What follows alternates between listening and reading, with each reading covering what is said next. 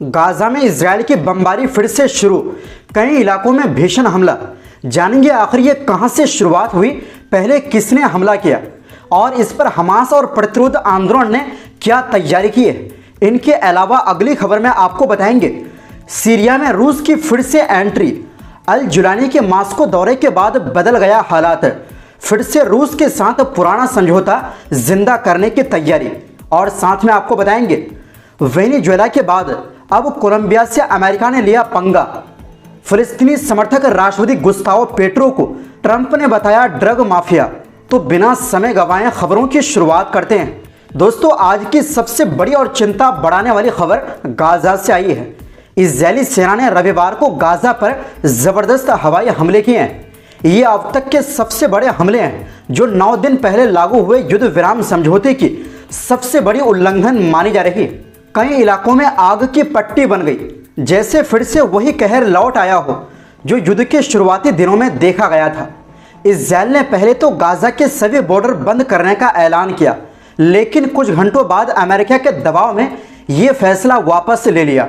Medical सूत्रों के मुताबिक इन हमलों में दर्जनों लोग शहीद और घायल हुए हैं, जिनमें बच्चे, औरतें और बुजुर्ग भी शामिल हैं। हमलों में बेघर लोगों के टेंट, स्कूल और मीडिया ऑफिस तक को निशाना बनाया गया। इजरायल का कहना है कि रफा इलाके में कुछ फिलिस्तीनी लड़ाकों ने उनकी फोर्स पर फायरिंग की और एंटी टैंक रॉकेट दागे, जबकि फिलिस्तीनी रेजिस्टेंस ने इसे झूठा बहाना बताया और कहा कि इजरायल खुद समझौता तोड़ने का बहाना ढूंढ रहा है। शाम तक इजरायली एयरफोर्स ने करीब 120 एयर स्ट्राइक कर दी और ड्रोन से टारगेटेड किलिंग की बातें भी सामने आई।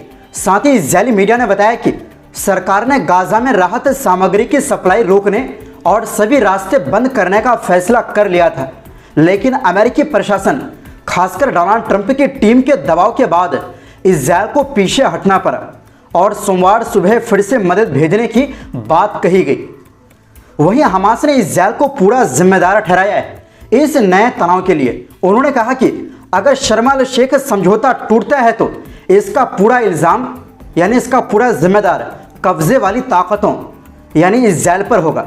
हमास ने एक बयान जारी कर बताया कि युद्ध विराम लागू होने के बाद से अब तक करीब 50 लोग शहीद हो चुके हैं, जिनमें से आधा महिलाएं और बच्चे हैं। हमास का कहना है कि इजरायली सेना अब भी पीली लाइन के आसपास करीब 600 से 1500 मीटर की सीमा में गोलीबारी और फायरिंग जारी रखे हुए हैं ताकि लोग अपने घर ना लौट सकें। वहीं अल कस्साम ब्रिगेड्स यानी हमास का सशस्त्र विंग ने कहा कि वो समझौते की हर शर्त का पालन कर रहे हैं और फायरबंदी की पूरी तरह पाबंदी निभा रहे हैं। उन्होंने कहा कि रफा इलाका हमारे कंट्रोल में नहीं है, वो इजरायली कब्जे में है। वहाँ जो भी हुआ उसका हमसे कोई लेना देना नहीं। इधर गाजा के स्थानीय मीडिया ने बताया कि रेजिस्टेंस की सभी ब्रिगेड्स को हाई अलर्ट पर रखा गया है। मूवमेंट्स और कम्युनिकेशन पर सख्त निगरानी रखी जा रही है, क्योंकि इजरायल कभी भी अचानक हमला कर सकता है ताकि मैदान में अपनी नाकामी को ढका जा सके। आपको बता दें कि इस दौरान इजरायल के 2 सैनिक भी मारा गए हैं और कुछ रिपोर्ट में बताया जा रहा है कि इजरायल ने जो ताज़ा हमला किया वो अबू शबाब गैंग यानी इजरायल के सपोर्टर गैंग को बचाने के लिए किया था। अमेरिकी चैनल CNN ने भी अपने सूत्रों के हवाले से कहा कि इजरायली फोर्स को भारी नुकसान हुआ है। वहीं दूसरी ओर दोस्तों, सीरिया और रूस के बीच एक नई हलचल शुरू हो गई है। सीरिया के विदेश मंत्री असद अल शैबानी ने शनिवार को एक बड़ा बयान दिया है। उन्होंने कहा कि दमिश्क इस वक्त रूस के साथ पुराने समझौतों की दोबारा समीक्षा कर रहा है, लेकिन अभी तक कोई नया समझौता नहीं हुआ है। उनके मुताबिक हम अभी किसी नई डील पर नहीं पहुंचे हैं। फिलहाल जो भी बातचीत हो रही है वो पुराने करारों को फिर से देखने के लिए है। अल शैबानी ने यह भी साफ किया कि इस चर्चा में सीरिया में मौजूद रूस के सैन्य ठिकाने भी शामिल हैं। उन्होंने कहा रूस के जो बेस सीरिया में है वो भी बातचीत का हिस्सा है। दोस्तों, ये वही ठिकाने हैं जो रूस की ताकत और प्रभाव को मध्य पूर्व में बनाए रखते हैं, खासकर जब से रूस ने 2015 में सीरिया में दखल दिया था। ये सब उस वक्त हो रहा है जब सीरिया के अंतरिम राष्ट्रपति अहमद अल शरा हाल ही में मास्को पहुंचे थे और रूसी राष्ट्रपति व्लादिमीर पुतिन से मुलाकात की थी।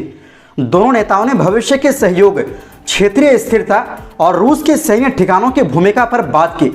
इस मुलाकात को दोनों देशों ने रिश्तों के नए ऐतिहासिक दौर की शुरुआत बताया है।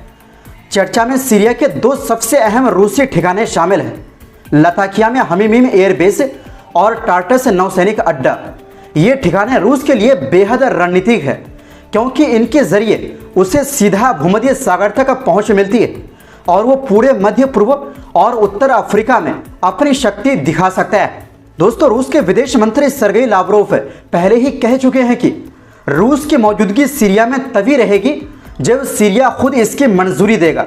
उन्होंने कहा कि अब रूस का ध्यान सिर्फ युद्ध तक सीमित नहीं है, बल्कि वो सुरक्षा और पुनर्निर्माण पर भी काम कर रहा है ताकि सीरिया को युद्ध के बाद खड़ा होने में मदद मिल सके।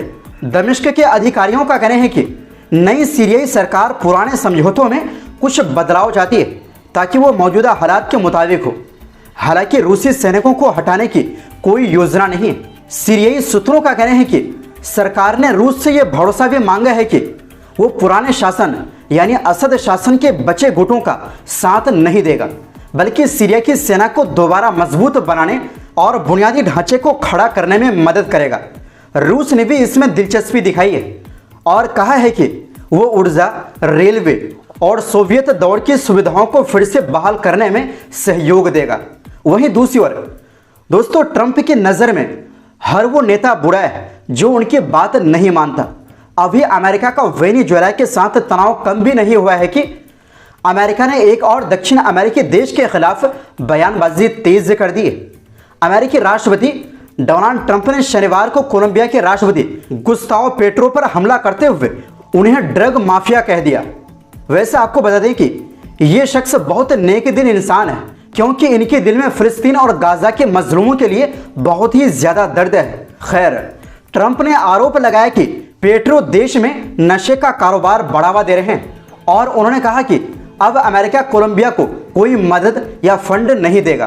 ट्रंप ने अपने social media platform truth social पर लिखा कि कोलंबिया में ड्रग प्रोडक्शन अब एक बड़ी इंडस्ट्री बन चुकी है, लेकिन राष्ट्रपति पेट्रो इसे रोकने के बजाय नजरअंदाज कर रहे हैं। उन्होंने कहा कि अमेरिका अब इस लूट में और पैसा नहीं झोंकेगा। ट्रंप के मुताबिक आज से कोलंबिया को किसी भी तरह की आर्थिक सहायता या सब्सिडी नहीं मिलेगी। ट्रंप ने कहा कि कोलंबिया में बनने वाले ये नशीले पदार्थ अमेरिका में मौत और तबाही फैला रहे हैं। उन्होंने पेट्रो को कमजोर और अलोकप्रिय नेता बताया और चेतावनी दी कि अगर उन्होंने इन हत्या के अड्डों को बंद नहीं किया तो अमेरिका खुद कार्रवाई करेगा और वो कदम बेहद सख्त होगा। वैसे आपको बता दें कि ट्रंप ऐसे वक्त में कोलंबिया के राष्ट्रपति को अलोकप्रिय नेता बता रहे हैं जब खुद अमेरिका में 10 लाख से भी ज्यादा लोग ट्रंप के खिलाफ विरोध प्रदर्शन किया।